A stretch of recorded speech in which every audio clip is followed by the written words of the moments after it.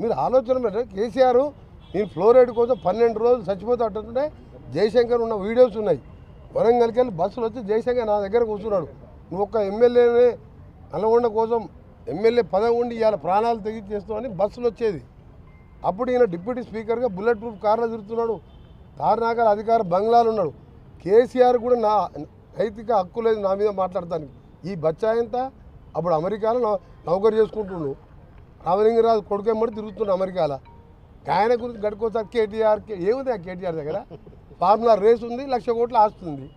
ఆ పైసలు కోమటిరెడ్డి వెంకటరెడ్డి దగ్గర 1,00,000 కోట్లు లేవు. కానీ ప్రజల కోసం పోరాటం చేసి ఒక రైతు బిడ్డగా పైకి వచ్చిన అందుకని అడిగితే కేసీఆర్ కన్నా అడిగినా అర్థం ఉంది. కానీ కేటీఆర్ హరీష్ ఏముందా వాళ్ళ దగ్గర దోచుకున్న సొమ్ము ఉంది. ఆందోళనని బెదిరించి వసూలు చేసుకున్న సొమ్ము ఉంది.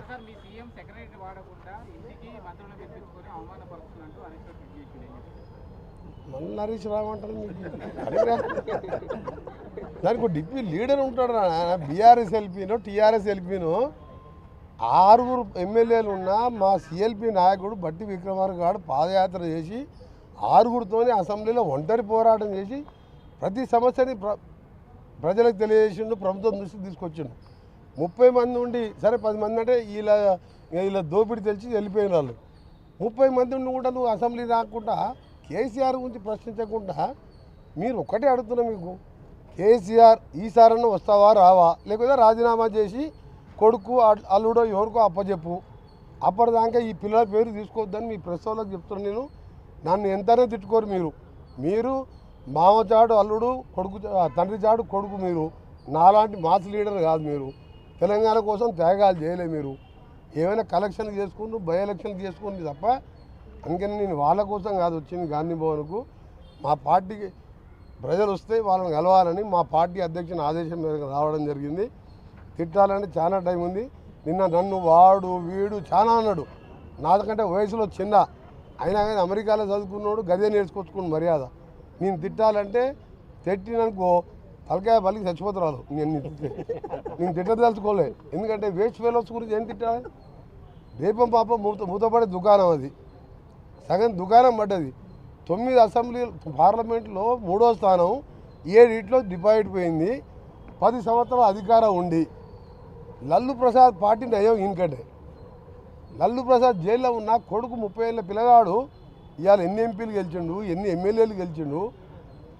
జైలు పోకుండా బయట ఉన్న కేసీఆర్ ఒక్క పార్లమెంట్ గెలవలే. 16 గుండు చిన్న 7 డిపాజిట్ పోయింది.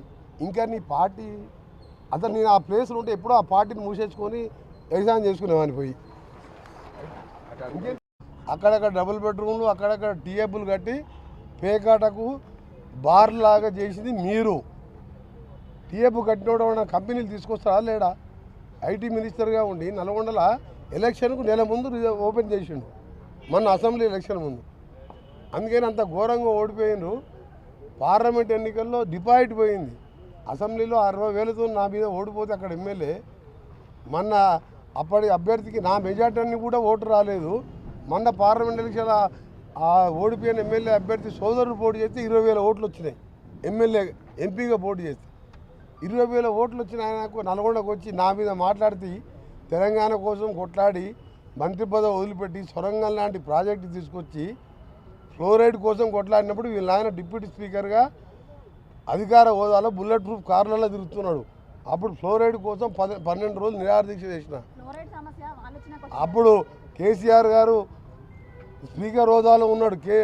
చంద్రబాబు నాయకత్వంలో అధికారం వెలువబెడుతున్నావు. అప్పుడే పోరాటం చేసిన. ఆయనకంటే ముందు ఎమ్మెల్యే కాకమంటే ముందు ఎన్ఎస్పీ యూత్ కాంగ్రెస్ నాయకునిగా మా నాయన ఎమ్మెల్యే కాదు, ట్రాన్స్పోర్ట్ మినిస్టర్ కాదు, డిప్యూటీ స్పీకర్ కాదు, ప్రజల్లో ఉండి ప్రజలతో నుండి యూత్ కాంగ్రెస్ ఎన్ఎస్పీ నాయకునిగా సొంతంగా కాంగ్రెస్ పార్టీ టికెట్ ఇస్తే ప్రజానాయకుడు యువ నాయకునిగా ఉండి ప్రజలతో నుండి ఎమ్మెల్యే అయినా. కేటీఆర్ డైరెక్ట్ అమెరికాకి వెళ్ళొచ్చి డైరెక్ట్గా వచ్చి కేటీఆర్ కొడుకు అంటే ఎమ్మెల్యే టికెట్ ఇస్తే అక్కడ ఉన్న ఉద్యమకారుడు కేకే మహేందర్ రెడ్డి పొట్ట మీద కొట్టి ఆయన కడుపు కొట్టి ఉద్యమకారుని చంపి 80 ఓట్లతో మెజార్టీ గెలిచిన ఆయన నా మీద విమర్శిస్తావు. కేటీఆర్ నువ్వు హరీష్ రావు కోమటిరెడ్డి వెంకటరెడ్డికి ఖాళీ గోటికి సరిపోరు. నువ్వు ఆయన కేసీఆర్ అల్లుడని చెప్పి ఆయన లీడర్ అయ్యిండు. నువ్వేమో కేసీఆర్ కొడుకని లీడర్ అయినావు. మా నాయన ఏం చేస్తాడు? వ్యవసాయం చేసుకుంటాడు. ఎట్లయినా నేను 5 సార్లు ఎమ్మెల్యేకి ఒకసారి ఎంపీగా. నువ్వు మొన్న నీ ఎందుకు పార్లమెంట్ ఎన్నికల్లో నా కాన్ఫిడెన్స్లో నేను ఒక్క గంట కూడా ప్రచారం చేయలే. 60,000 మెజార్టీ వచ్చింది మా రఘువీర్ రెడ్డికి. నువ్వు సిరిసిల్లలో 10,000 కోట్లు అభివృద్ధి చేసుకున్నావు కదా, 6,000 మైనస్ ఎందుకు వచ్చింది? 6,000 బండి సంజయ్కి లీడ్ ఎందుకు వచ్చింది? బీజేపీతో కుమ్మకైనావా, లేకపోతే ప్రజలు నీ ముఖం చూడలేక వేరే పార్టీకి ఓటేసినా? అందుకనే నీ కెపాసిటీ కోవట డెంకరెడ్డి పేరు తీసుకునే నైతిక హక్కు లేదు. కోవట డెంకరెడ్డి అంటే నీతి నిజాయితీకి మారు పేరు. 30 ఏళ్ళలో ఒక్కసారి నా పేరు వచ్చింది. నాది ఎక్కడైనా కబ్జాలు చేసి నువ్వు దోసుకున్నాను. నువ్వు ఫార్ములా రేసు, ఈ రేసు గుర్రాలు, బిల్లర్ల గుర్రాలు, ధరణి మీద 2-3 లక్షల కోట్లకి వెళ్తుంది. నీ ఆస్తులన్నీ మొత్తం పక్కాగా బయటపడితే ఒక్కొక్కటి బయటపడి కోర్టుకు పోయి, సుప్రీంకోర్టుకు పోయి కోట్ల రూపాయలు అడ్వకేట్లను పెట్టి నా మీద ఒక చిన్న కేసు అన్న ఉన్నదా?